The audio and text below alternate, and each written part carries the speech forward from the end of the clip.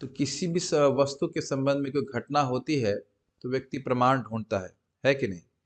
यहाँ बड़ा सुंदर श्लोक है श्रीमद् भागवतम के छठे स्कंद के तीसरे अध्याय का 23वां श्लोक, और ये स्वयं यमराज जी ने बोला है। यमराज जी की वाणी तो स्वयं ही परम प्रमाण है, क्योंकि महाभागवत हैं।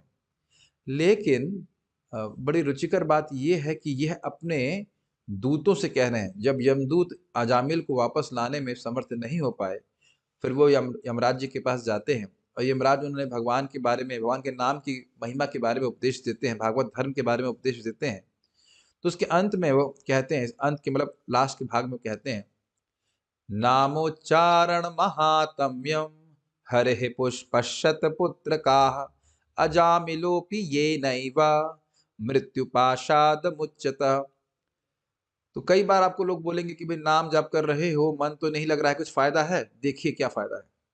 नाम उच्चारण महात्म्यम, यमराज जी कह रहे हैं अपने दूतों को, यमदूतों को, नाम उच्चारण महात्म्यम, नाम के उच्चारण के महात्म्य को। किसके नाम के उच्चारण के महात्म्य को? हरे है, श्री हरि भगवान विष्णु के।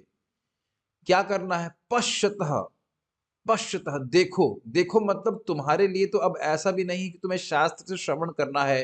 हे मेरे पुत्रों, पुत्र क्यों कह रहे हैं? पुत्र तो है नहीं यमदूत, लेकिन सेवकों को भी बड़े प्रेम से बोल रहे हैं, इसलिए कह रहे हैं पुत्र कहा।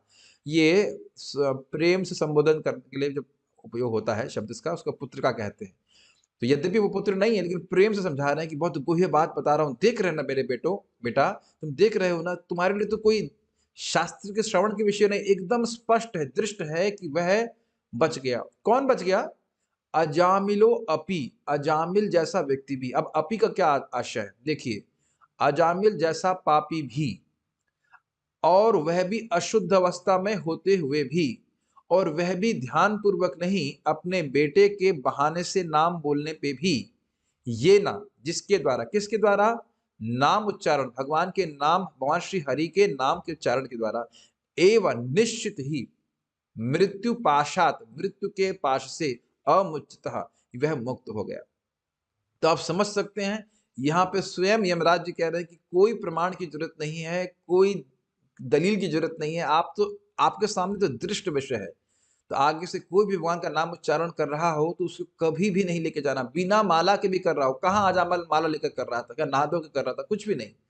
तो ये है भगवान के नाम की शक्ति, और इसको हमें महाभागवत यमराज जी के मुख से सुनकर के विश्वास करना चाहिए, अपने जीवन में धारण करना चाहिए। ना भगवान के नाम के सामने ना तो कोई व्रत है, ना कोई तपस्या है, ना कोई यज्ञ है। तो बड़ी दृढ़ता के संग व्यक्ति को प्रतिदिन भगवान का नाम जप करना चाहिए। जब इस प्रकार का बिना योजना के नाम जप करने वाला व्यक्ति मृत्यु के पास से मुक्त हो गया, तो वह निश्चित रूप से व्यक्ति मुक्त हो जाएगा, जो नियमित रूप से भगवान के नाम का जप करेगा। ठीक है।